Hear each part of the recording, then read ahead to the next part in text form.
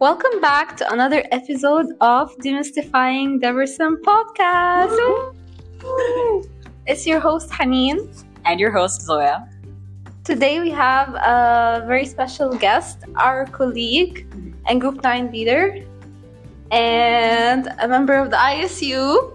I'm thinking there are no more ends. Welcome with us, Udeme. Please introduce yourself. Hello, my name is Udeme Ebong. I am a very big fan of the podcast. I'm a fourth year student. I am from Nigeria.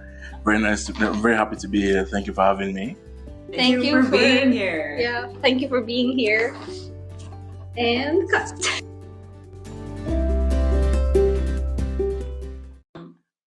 So, how did you find this university and why did you choose it? Our number one question. Well, I found this university in a very interesting manner. There was like a college fair in my high school, secondary school, and there were all these like colleges, and I didn't know which one to pick.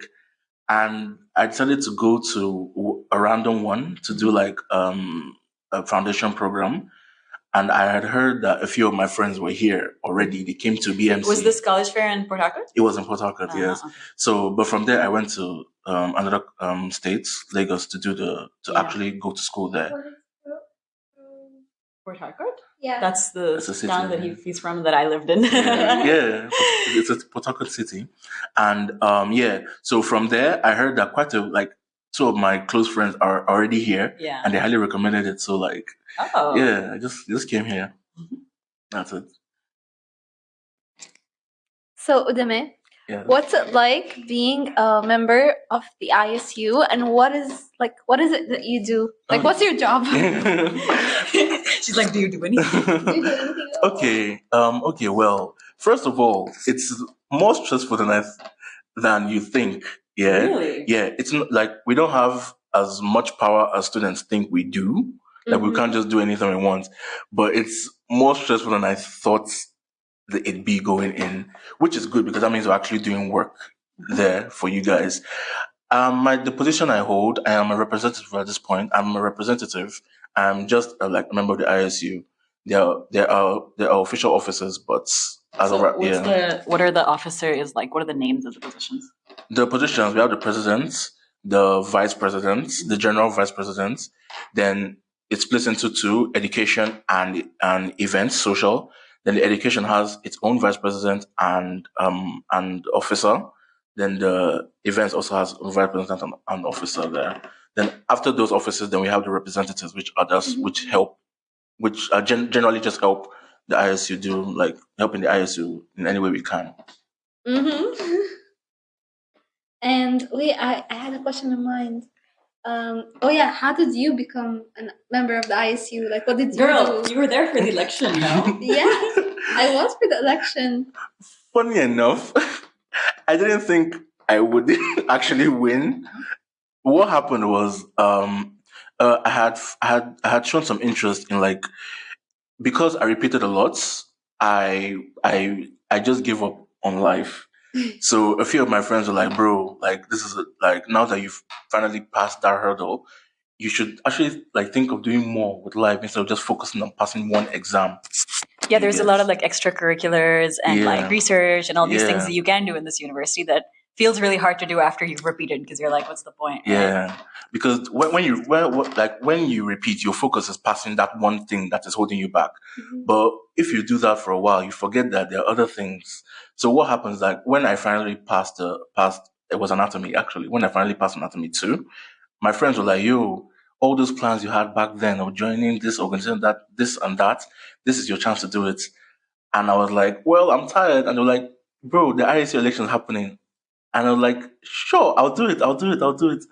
And they pushed me to do it. And I'm very happy they did because now I'm a member and I'm helping in any way I can in the community. I'm Yeah. glad how that turned out. Yeah, you have some great friends. I do. The best. Shut up. One of the topics that people really wanted us to discuss, that I also really wanted to discuss, was the fact that in University of Debrecen, there are a lot of people who are repeating one or more subjects and repeating one or more years because of those subjects, because certain subjects block the next semester's worth of subjects. So you have to do the whole year again in order to, or you have to wait for the course in the semester that you are in, and you have to do the whole year again. This is the case for a lot of students. This is the case for many of my friends, for a lot of my class. And it's something that I did not know when I came here. I don't think any of us knew this when we came here. Did you? I kind of did know because a lot of people were like warning me, there are so many repeaters. And like, I remember before I traveled, like immediately, like 2 days before I traveled, this man came to my dad and he's like a patient of my dad's. And basically he told him that, oh, my son was studying here and then he failed. He repeated so many subjects and then we sent him to Canada to study business. Imagine somebody saying that to your parents the night before your travel. Like that was like really, really like scary. And then wait. And then my thought. And then basically what I thought was like, oh, maybe like he wasn't studying, the uni is okay, the uni is good, like, you know, I didn't really think that there was a problem in the uni, but now I actually kind of do. Udeme, did you know, like, before you came? I didn't know. I knew nothing about this place. I just knew like a few of my friends are here, and I was like, why not? I have a friend, 2 year senior, who told me literally, like, we were sitting in Kashmir first semester, who told me like, oh yeah, half of my class is just gone. Which is like what happens. It's what happens. Half of your class is just like, and the funny thing is, in first year, I like when I heard about this, I was like, oh, surely these people are like not studying enough. Like there's something like, you know, like I was very judgmental. And now I look back and I'm like, I was kind of stupid for thinking that, because the truth is a lot of people who repeat are not stupid. Also with me, I really wanted to travel to Europe. I wanted to come to Debrecen. So I wasn't going to let any like negative thought to come in my way. Like, no, the problem is the people, not me. I'll be different. Well, I'm glad you were motivated, but I'm glad that it worked out for you, actually. And so I wanted to ask Udeme, what have you learned from your life as a repeater? Well, I have quite a bit of experience in that department, and one thing, like I won't say one thing because it's a lot really that hits you at once. The first thing is seeing your friends move forward without you. That's one thing. There's this feeling of like you feel like a failure. Yeah, definitely. You feel like a failure. You feel like you're not good enough. And a lot of the guys, when they leave, when they move, you know, like they're not like looking at you as like trying to like keep in touch with you and all that. And unfortunately, if it happens again, it's even worse because at that point, two groups have gone ahead of you. You get, at this point, you just feel like the second time it happens, you don't even want to make friends. I think that's what happened. After the second time I repeated, I didn't make friends with anyone in the group. Even you guys. I didn't make friends with anyone until I passed anatomy, because at that point I had the feeling that even if I do make friends with them, I'm just going to lose them again. Oh man. You get? No, it's a genuinely traumatizing experience to have to repeat a year. It's terrible. And there's another thing is that even if no one is judging you, you judge yourself, because sometimes you'll be like, oh, if only I had read a little more, if only I was a little more serious. Like the feeling of being judged is there, even if no one is doing it to you. You might be doing it to yourself. It's a very scary time being a repeater. Because I think one of the big reasons that people repeat is because they got overwhelmed by the subject. Because there are certain subjects that are very overwhelming in their syllabus. Like there's just so much that you could potentially talk about that you don't know what to focus on. And you end up like not revising this one thing. And then you go into the exam. And also like the exam really depends on luck. Like especially the anatomy, like it's like 3 stacks of paper. You pull 3 stacks and these 3 stacks have to be out of like hundreds of topics, and you have to know them, all 3 of them. Because I think in anatomy it's written there. It's written in the bulletin. If at any point your examiner believes you do not have enough information, so out of 9 parts you could get to number 9, the 9th part, and they think you don't know enough, and your whole exam is done. That's it. So the structure of exams in this university is that you have an A chance, B chance, and C chance in the semester. You for example, we're using anatomy. Like you go for your 8 chance, it's an oral exam. Now, I don't know how this has changed this year because I know that the syllabus is different for current first years. Yeah. But the way that it goes is that you have to pass 3 modules of histology, and 3 modules of anatomy. Yeah. And I think, and I think in anatomy too, you have to pass 4 modules of. Yes, you do. But I think now it's 3. Sorry, I got distracted because someone was coming outside. Yeah. But basically, if you fail your A chance, you can take a while and go into your B chance. The problem is, like, with a heavy subject, sometimes you need quite a few weeks to give your A or B chance. Yeah. And I know people who have come to their C chance and realize, oh no, I only had like a week or 2 weeks to give this C chance exam. One more thing, there are other subjects as well. Yeah, we're going to get into that actually. So now we're going to discuss reasons why people repeat subjects in this uni.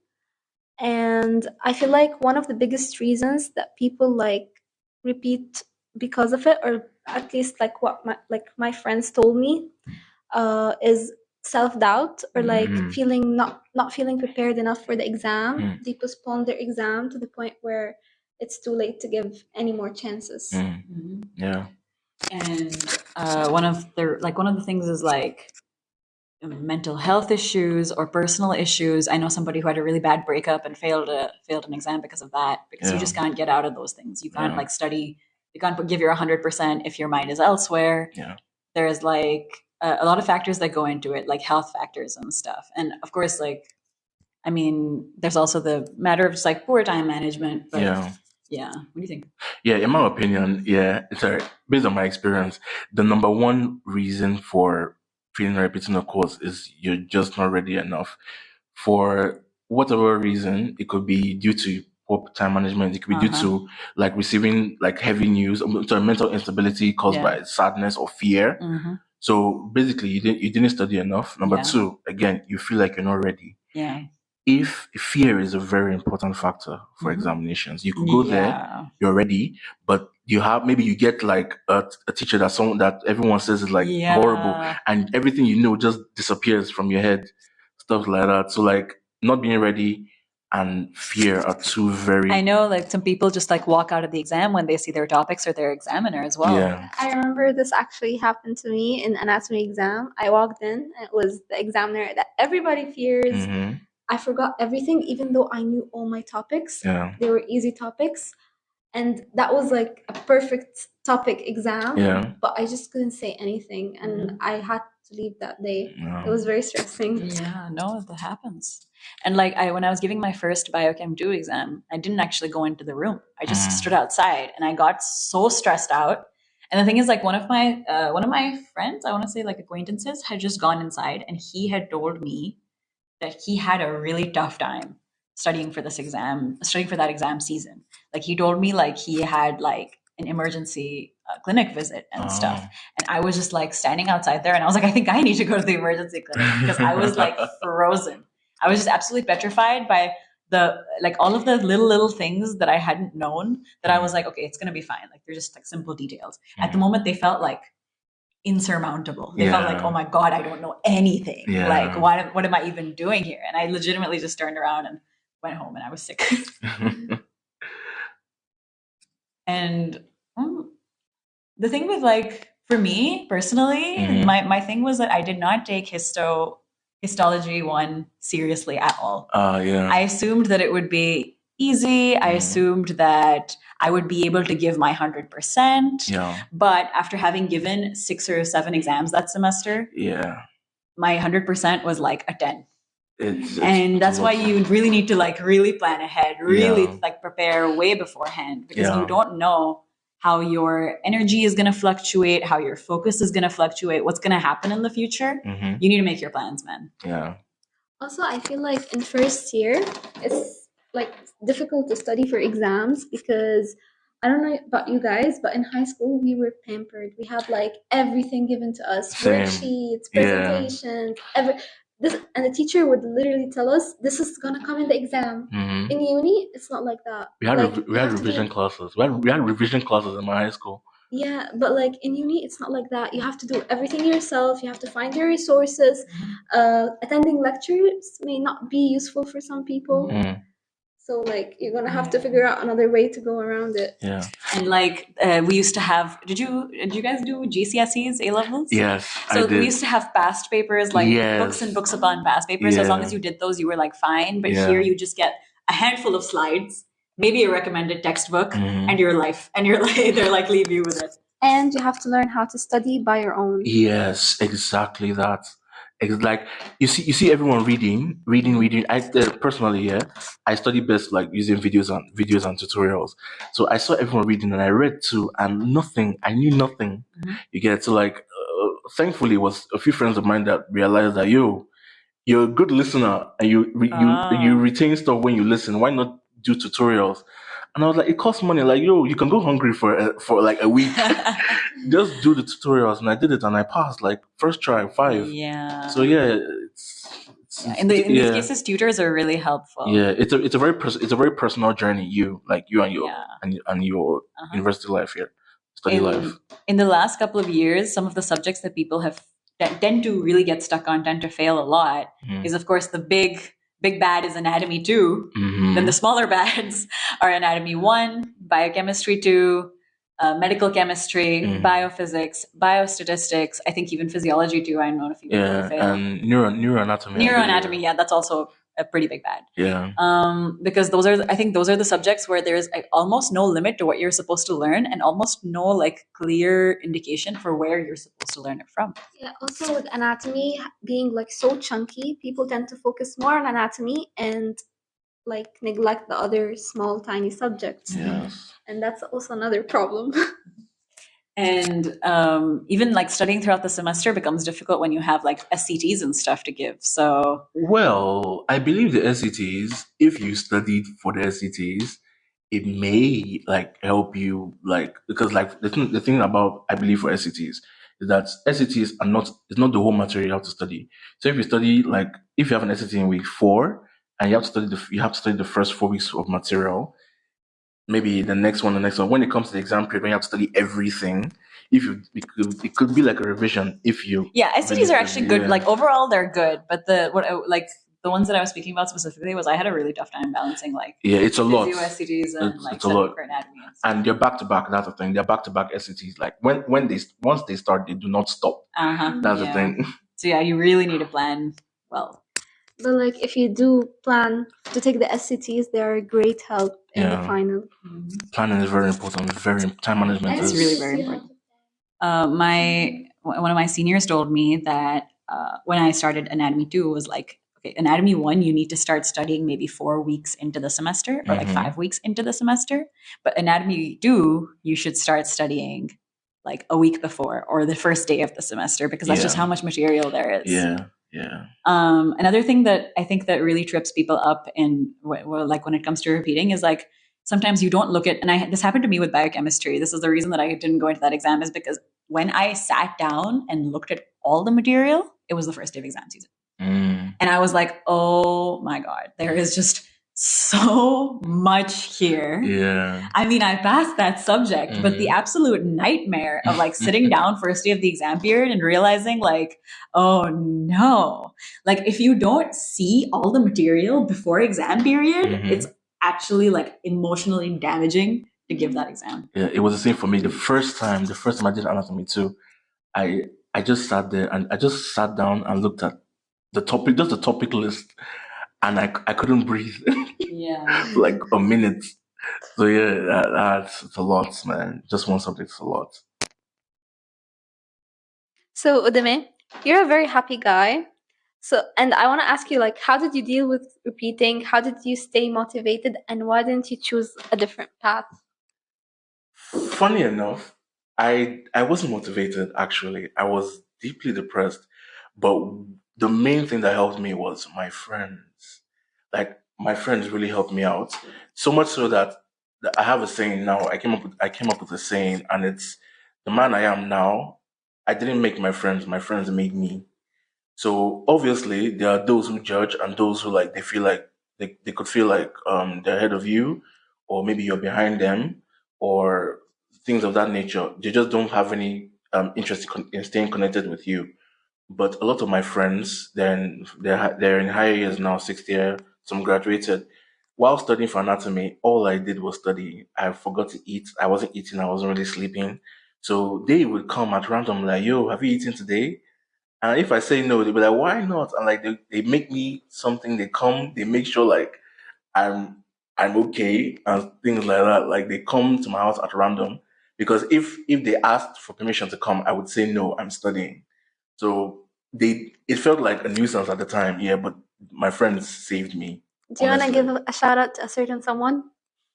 Yeah, my three closest friends, Uche, Marilyn Rocky, there's a friend of mine, Joshua Adewoye, and there's another one, Oyinlola Balogun. They're all 6 years, my final students now, and I'm very grateful to have them in my life.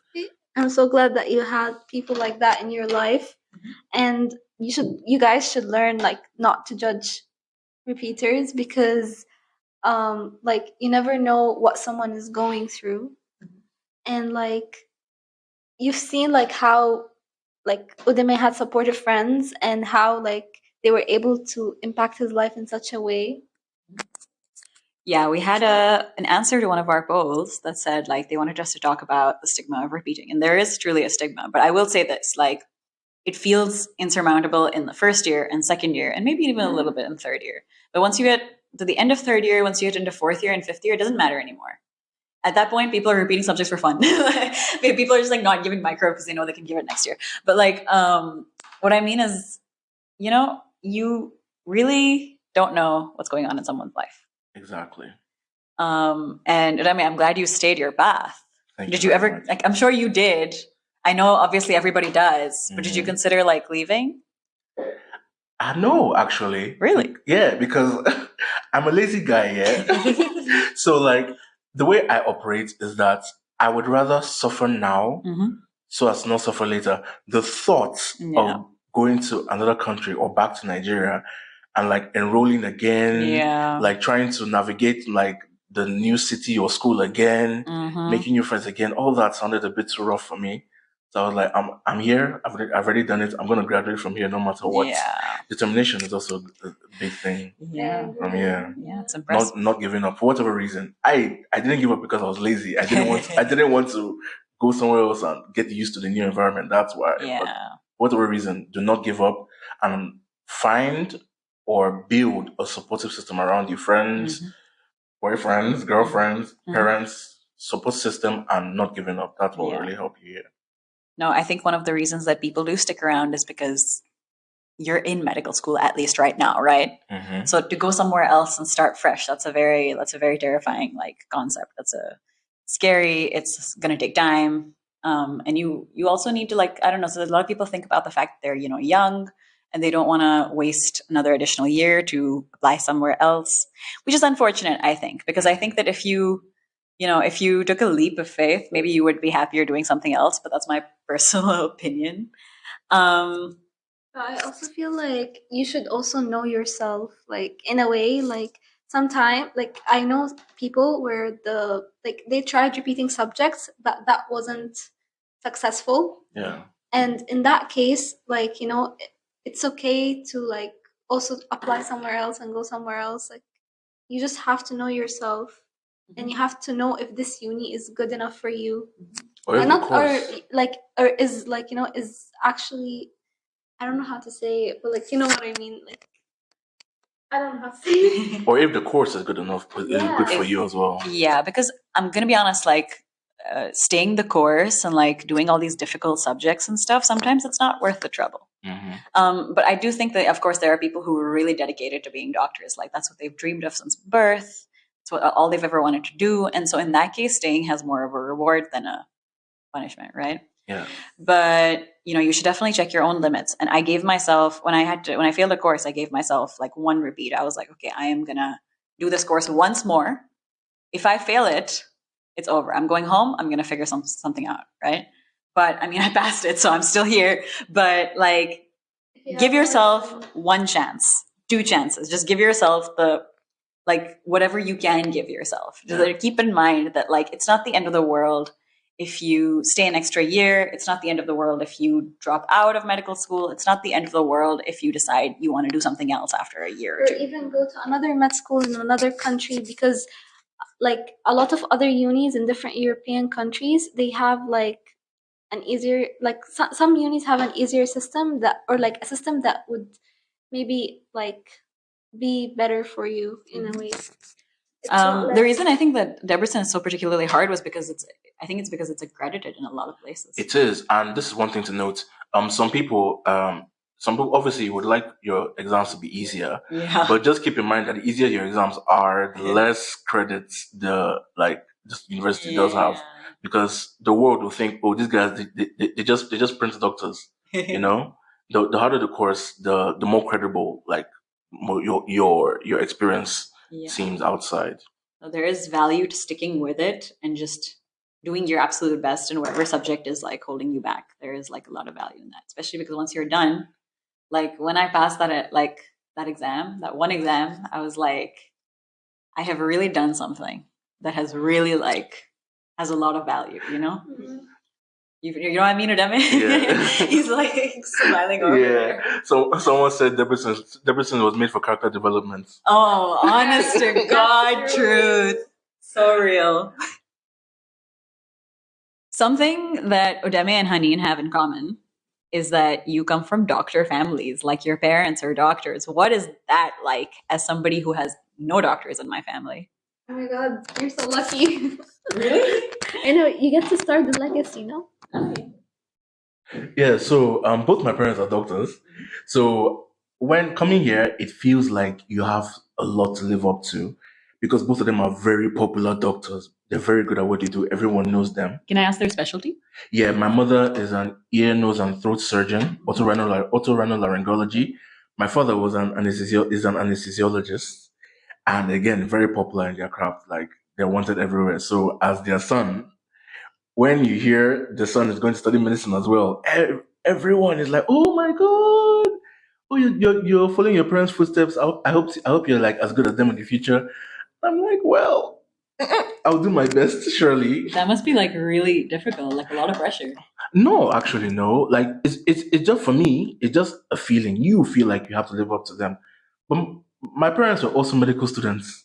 You get so the same stresses I'm going through, because you feel You like have gone through it before. yeah, because at this point, since they are successful doctors, you feel like, oh, like you may feel like they're up there, that like they're so big, but like once you just talk to them, they just want to talk to you about your own experience, and they want to help you wherever they can. That's it for me. Yeah, for me as well. My mom is a pathologist. She's actually the head of the lab now. And my dad is a pediatrician. And like he's also a very well-known pediatrician in like UAE, like where I come, in the place I come from. And She was about to dox herself. yeah, I don't want to do that. So there's like a lot of things to like live up to, obviously. And what else? Like, I don't know, like you're born and then you just like you don't know what life is like in others like specialties, especially like from my dad's family, they're all doctors. My mom is the only doctor in her family, but still like growing up, I feel like I've only been ever like exposed to the medical field Yes. to the point where I couldn't choose another major because I don't know what the other majors are like. Yeah. So Bro, yeah. I grew up and there were books everywhere. Really? Textbooks Yeah, me everywhere too. in my house. Like a big library filled with books. Yeah. Wherever house, like whichever house you move into, you're taking that library with you. Exactly. It's crazy. And I said my parents were studying all the time. So like I always thought once you graduate, like you just do your job. Also, bro. Kind of cool. That's kind of cool. Also, like before I come here, everybody from the family were like, "Oh, your parents are doctors. They're gonna help you with med school content." They never did, guys, because the med school content that they learned, like anatomy, physiology, blah blah blah, these are all stuff that you kind of don't use in your medical practice, and that's why my parents forgot about them. And whenever I would ask them a question or whatever, they'd be like, what?" And then also, like something that I found that was very interesting is that, let's say in like I would tell them, oh, I'm learning this in physio, I'm learning this in immunology. And they would be shocked because back then, when they were learning like the med school stuff, these were like the PhD content. Like this, like my parents were like, this is for PhD students back in the days, not even med students, which I thought was like, yeah, it's very incredible, like how the medical field is progressing. It progresses very quickly, very quickly. Yeah, probably we'll, because we were talking today in bioethics about artificial wombs, right? Yeah. I was looking that up on Wikipedia. It's like a whole field of research. Who knows? Maybe your kids are going to be like learning about artificial wombs in their physio classes. Maybe, or maybe even you'll use one. Oh my god. Yeah, like why not? Ooh, the future. Yeah. Especially females in STEM, they would like. I feel like that would be a great opportunity for them to use. Yeah, it would be super interesting. I do want to ask you something else, Udeme. Did you always want to be a doctor? Yes, I did. Yes, I did. And what solidified it? Because, like Hanin said, that's all I knew growing up, the life of a doctor. And I thought that's all I knew. Yeah. And what solidified my interest was the fact that I was terrible at anything that involved calculation, anything, physics, mathematics, and I loved biology and chemistry. And I was like, okay, well, this seems to be working out quite nicely. Yeah, same basically. So, Udeme, I want to ask you a deep question. How has Debrecen changed you and your character development throughout the years? Debrecen. Well, I believe this place has actually made me happier. Really? Yeah, it's a very depressing. It feels like a very depressing environment. After making you sadder, it's made you happy. Exactly. From what I hear, it can be quite depressing. The school, the weather is a big thing because the weather just switches, There's no sun. bro. And it can switch in the you going to class, it could be sunny, and inside class it just starts raining. So And even in summer, when it's sunny, everybody's gone, and it's the worst place you could ever be in summer. yeah. So how this place has changed, like I said, it's made me happier. It has how that happened is that especially repeating, watching, like going through that experience multiple times. There's this sense of I would just do what I need to do. It forces you to sit down, look at your life, look at what you need to progress, cut out the distraction. Just you have to be happy because no one is going to be happy for you. You understand? You have supportive friends, understandable, but you have to understand that those friends also have their lives. If every time they see you, they have to think about how they have to deal with the sad one in the group. It's That's not a not good thing. ideal, It's yeah. not ideal, yeah. So they will help you out, but you have to have a come to Jesus moment, I suppose, with yourself. Think about sit down with yourself and just have a talk with yourself. And a lot of guys don't do that. They just let the sadness blow them away. Do you have a hobby? I had a lot of hobbies. Not anymore, unfortunately. I watch a lot of anime now, but right now I'm in the phase of my life where I'm trying to do as many things as possible. Mm-hmm. You get? That's good. Yeah. So I'm not trying. I'm not trying to. It's more like after sitting down with myself, meditating. I don't know if that what it is. When you sit with yourself and think, what do I need right now? Right now, after years of studying and like isolating myself so I can focus on all that. Now, fourth year is more free. Well, I won't say more free. You have a lot of subjects, but they aren't really on you like that. So you have more time to do other things. So I was like, now is the time to do what I want to do. Yes. You get? So what do I want to do? I'm right there with you. Yeah, I want to help people. How do I do that? The ISU.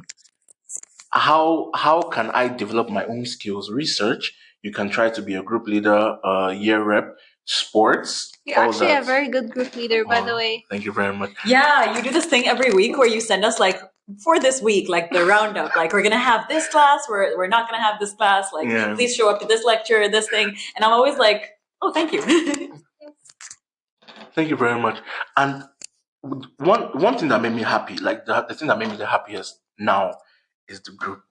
Actually, because although I have been through like multiple groups. This group in particular is very interesting. It's filled with like the most impressive people I know. Shout out to Group 9 for the Yeah. second time this season. Who's your favorite person in Group 9? Quick. Oh, myself. Oh, no. You got. I love everyone. I can't think. I can't think of Favorite person 1, 2, 3. Francis. Oh. You hear that, Francis. Francis? I know that she would be listening probably. And I know that most of Group 9 is listening and now they're judging you. Yeah. Well. I hope I'll survive next week. I hope. Okay. Another thing I wanted to ask you is, what do you wish you had known before you got here?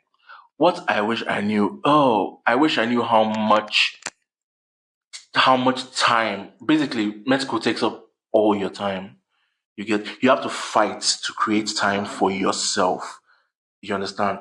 I wish I knew because I hope I'm a friendly person. I hope like I like to do stuff, but like once you start studying, you have to continue studying. You understand? What I wish I learned was proper time management, first of all, and how much of your life medicine consumes. That's what I wish I knew in general. Very real. Very real. And our last question, another question that we also ask everybody is there anything that you would like us to talk about in the future? Well, nothing in particular. I like you guys. What I really want is for you guys to just the two of you, sit down and just talk to each other. You know, nothing serious. Nothing, Yap session. Exactly. Drama. Like, exactly that. I want to tune in one day and be, oh my God, what happened? Tell me more. Tell me more. That's what that is what I would like to see because the podcast is very helpful, sure, but sometimes it's just like a little spice in there would help, you know. Janine, you ready to say something spicy? Today? No, like later on. Later on, maybe, but today. No, we just wanted to talk about like certain things today that I think we covered in a lot of detail. Thank you so much. Thank you for having me And again. for the spice, we'll think about it.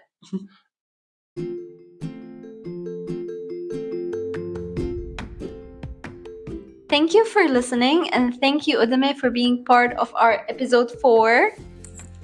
Thank you for having me.